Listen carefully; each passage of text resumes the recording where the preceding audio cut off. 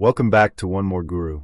Today I'll walk you through how to log in to your PostFinance Switzerland account step by step. You can log in using your preferred web browser by searching for PostFinance and signing in from the official website. However, PostFinance also offers a mobile app, which you can download from the App Store or Google Play Store. Simply search for PostFinance, install the app, and open it. Once the app launches, you'll see a few options.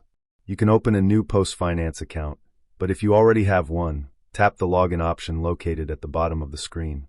You may be asked to enable biometric login and notifications. Feel free to allow these if you'd like. If notifications are disabled, you can enable them through your device settings. After that, log in using your username and password, or alternatively, your eFinance number.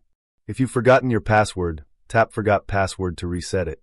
And if you don't yet have a username or eFinance number, select the option at the bottom to create one so you can access your account. I hope this guide helps. If it did, please like and subscribe to One More Guru for more helpful videos, and I'll see you in the next one.